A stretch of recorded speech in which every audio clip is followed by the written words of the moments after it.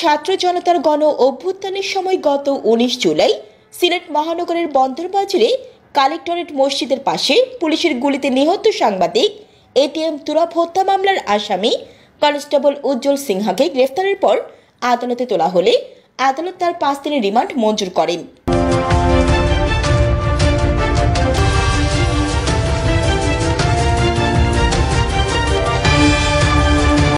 সোমবার 18 নভেম্বর দুপুরে সিলেটের অতিরিক্ত চিফ জুডিশিয়াল ম্যাজিস্ট্রেট আদালতের বিচারক আব্দুল মোমেন এ রিমান্ডের আদেশ দেন।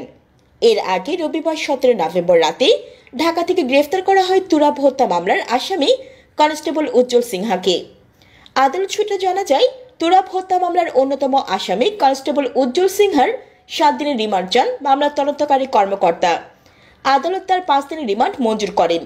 কনস্টেবল উজ্জ্বল সিনহা গ্রেফতারের বিষয়টি সিলেট ভিউকে নিশ্চিত করেছেন Sylhet police commissioner Mohammad Rezaul Karim PPM.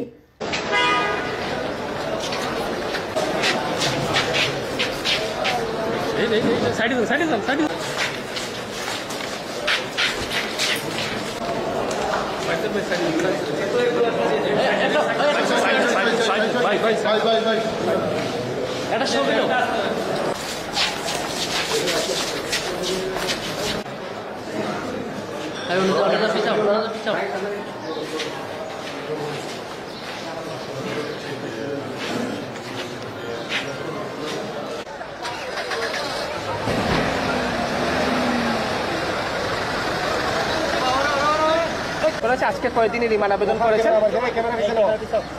আমরা তাকে গ্রেপ্তার করেছি ঢাকা থেকে। ঢাকা ডিএনপি প্রোটেকশন বিভাগে সে কর্মরত ছিল। কনস্টেবল উজ্জ্বল সিনহা সে গত 1/11/2024 তারিখে পশ্চিমবঙ্গে চলে যায় ডিএমপিতে। তো সেখান থেকে আমরা গত রাতে তাকে কর্মরত অবস্থায় গতকালকে থেকে গ্রেপ্তার করে নিয়ে আসি আর কি আমরা। তো আসার পরে আজকে বিজ্ঞ আদালতে উপস্থাপন করলাম।